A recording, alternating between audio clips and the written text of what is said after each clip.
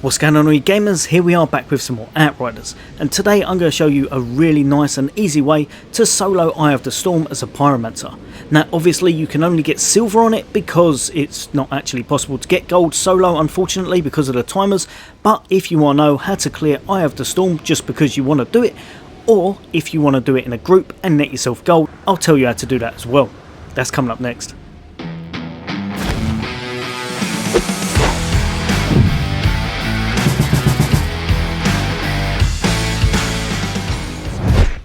Welcome back, all you guys and girls, as always, for all things gaming, for all things Xbox, and of course all the latest and greatest coming soon. Then why not hit that subscribe and bell icon.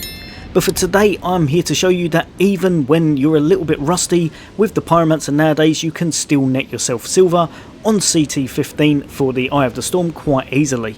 Now this one right here is a really nice little build that I've just brought out, and I just wanted to see if it was viable in Eye of the Storm, and it really is.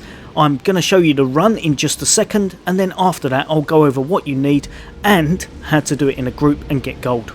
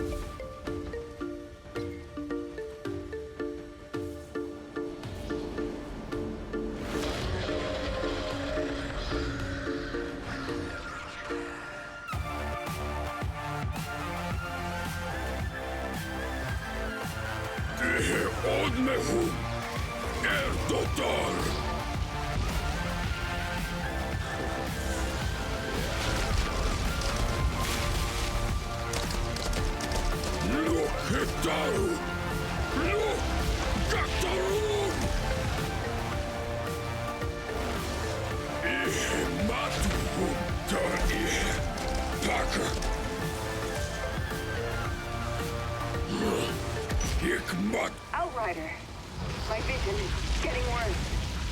We don't have time. You need to end this. What I'm seeing, I feel like it's about to happen.